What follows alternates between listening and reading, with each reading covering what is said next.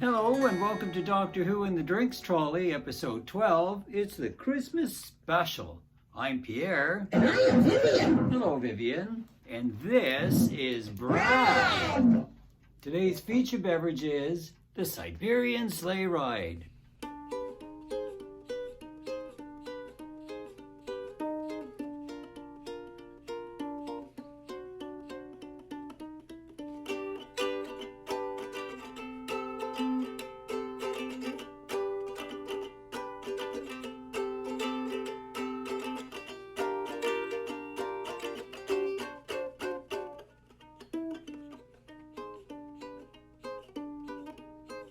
Cheers! The Siberian Sleigh Ride is a perfect cocktail to serve during the holidays. If you'd like us to cheers your favorite beverage in a future episode, just send a description or a recipe to the email address on your screen. So Vivian, what story would you like to talk about today? We will talk about Doctor Who, The Christmas Invasion. First released on December 25th, 2005. It's the first actual Christmas special in the history of Doctor Who. And it was written by showrunner Russell T. Davies. The Christmas Invasion stars David Tennant as the 10th Doctor, Billie Piper as Rose, Noel Clarke as Mickey Smith, and Camille Coduri as Jackie Tyler. Spoiler alert! Spoiler alert! Our story opens with Jackie in her flat and Mickey working in a garage nearby. They hear the TARDIS sound. They run outside and meet, looking for the TARDIS. It smashes into buildings, bouncing around until it finally lands awkwardly. A stranger comes out of the TARDIS and he wishes them a Merry Christmas. Then he faints, falling to the ground. Rose comes out of the TARDIS and says, "That's the Doctor." Jackie says, "What Doctor?" Doctor Who! That never gets old. They carry the Doctor to Jackie's apartment and put him to bed. Someone has changed him into a pair of men's pajamas. Apparently they belong to Howard from the market. Rose and Jackie are watching a press conference with Harriet Jones. Played by Penelope Wilton. She's Prime Minister now. And she's talking about the Guinevere 1 space probe with Danny Llewellyn. Played by Daniel Evans. It should land tonight and send photos of the Martian landscape by midnight. But it's been taken aboard an alien spaceship. Rose and Mickey go Christmas shopping, leaving the Doctor with Jackie. Suddenly they're attacked by robots in Santa suits whose trumpets and trombone turn into weapons shooting fire and bullets. They get away, catching a cab, and head back to Jackie's. There's a new Christmas tree in the apartment. Jackie thought Rose and Mickey sent it, but they did not. It lights up and starts spinning wildly, sawing through furniture and walls, trying to kill them. Rose puts the sonic screwdriver in his hand, and she whispers, "Help me," into his ear. The Doctor awakens, points a screwdriver at the tree, and it explodes. It's remote controlled. But by who? They go out to the balcony and see the robot Santas down below. They've got a huge remote control for the tree. The Doctor points his sonic screwdriver at them. They back up and teleport away. Pilot fish! The Doctor isn't doing very well. They woke him up too soon. He is unconscious again. The pilot fish mean that something bigger and badder is on the way.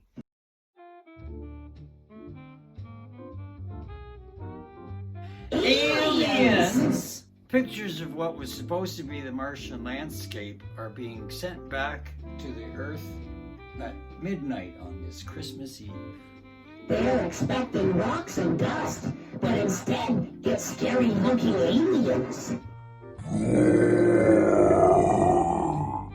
Mr. Llewellyn is taken to a secret unit base in the Tower of London, which was built over 1,000 years ago by William the Conqueror. The Prime Minister's aide, Alex, played by Adam Garcia, puts out reports that it was a hoax. They claim the broadcast was hijacked by students. Major Blake, played by Chuo Mambala, takes them to see Sally, played by Anita Bream, to fill them in. She explains that the photos were transmitted from 5,000 miles above the surface of Mars. Inside a spaceship, but they're not Martians. They don't look anything like Martians. Sally has it on the Hubble array, and it is heading towards the Earth. And fast. The aliens are on the screen, talking alien and looking like the cover of Queen 2. Queen 2 was Queen's second album, released March 8th, 1974. Mickey's broken into the unit internet stuff. They can see and hear the aliens too. Rose does not understand what they are saying. But the TARDIS is supposed to let her understand every language. She thinks the Doctor is part of the circuit and it is broken. Alex is working on the unit translation software. Major Blake informs Harriet that the President of the United States wants to take charge. She's having none of it. Good on her. Alex has the translation. They're called the Sycorax, and they want the Earth to surrender. Sycorax was also the name of a vicious, powerful witch in The Tempest, written by William Shakespeare in 1610. Rose is being all whiny about the Doctor just laying there in a coma instead of helping her out. Jeez. Drama Queen! The Prime Minister tells them that the Earth is armed, but the Sycorax respond with magic. A blue light glows around some of the people, and they are hypnotized. They all head for the roof. It's happening all over the country. It's happening all over the world. They're all gonna jump! It turns out that Llewellyn put a vial of A-positive blood on the Guinevere 1 space probe. Somehow the Sycorax are using it to control the people with A+ blood. The Queen's speech is replaced by the Prime Minister pleading for the Doctor to come and help. Rose is all sad and afraid when all of a sudden the windows crash inside. The shockwave from the ship entering the Earth's atmosphere. It looms large over London. It looks like an island that's floating. Rose decides to hide in the TARDIS. She carries the Doctor with Mickey, while Jackie gets the supplies. The Sycorax ask for the world's leader to come aboard. Harriet Jones is proud to represent the world's human race. The Prime Minister with her aide, Major Blake, and Danny Llewellyn are all transported up to the ship. Wow, the whole ship is like a massive cave with tons of aliens. Mr. Llewellyn approaches the leader to talk and plead. But the leader hits him with an electric whip. It kills him instantly, leaving only a smoking skeleton on the floor. It's like a lightsaber, a light whip. No, I wonder what it's called. It's called a death whip. Oh. Major Blake stands forward. Death whip. Harriet Jones stands forward. He tells her to surrender or they will die. That's way too much responsibility for middle management. Inside the TARDIS, Mickey tries to get the TV to work. The Sycorax notice the technology and they bring it aboard. Jackie is left standing there alone as the TARDIS is teleported. Rose and Mickey step out into the Sycorax ship. A flask of tea falls onto the TARDIS floor, dripping through the grate onto a light bulb, causing tea steam. Rose uses words that she's heard the Doctor say before to try to get them to leave. But wait. Suddenly, everyone hears the Sycorax speaking English. Which can only mean... The TARDIS translation is working again. which means The the doctor doctor is is back! The TARDIS doors open, and the doctor makes his entrance.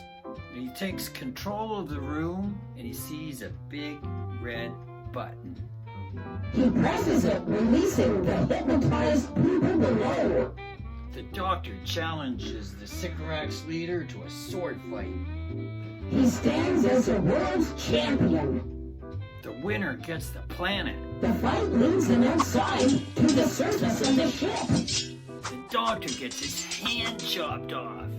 But there is enough regeneration energy for him to grow a new hand. The fight continues, and the doctor wins. He makes the Sycorax leader promise to leave this planet alone. He agrees, but cowardly tries to kill the doctor from behind. He's a real jerk. The doctor sends him falling to his death. No second chances. He sends the Sycorax ship away with a warning. This planet is defended. He saved the world in his pajamas. It's very Arthur Dent. They're teleported to the street along with the TARDIS. Alex tells Harriet that Torchwood are ready. She has a fire on the retreating Sycorax ship, destroying them all. The doctor's really mad at Harriet. He vows to take down her government with just 6 words. Don't you think she looks tired? Yay, we get to see the TARDIS wardrobe again. He settles on a pinstripe suit and a greatcoat. The doctor joins Rose, Mickey, and Jackie for Christmas dinner. Everyone goes outside to see the snow. It's not snow, it's ash from the Sycorax ship that's been destroyed. He wants Rose to go with him. Rose wants to go with him. Well, that works out well. The Doctor and Rose are off on new adventures. That's it for today. We hope you enjoyed it. Don't forget to like and subscribe. That is what the doctor would do. Let us know what Doctor Who stories you'd like us to discuss in the comment section down below.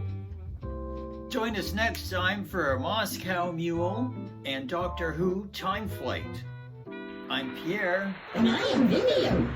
Merry Christmas, everybody! See you next time!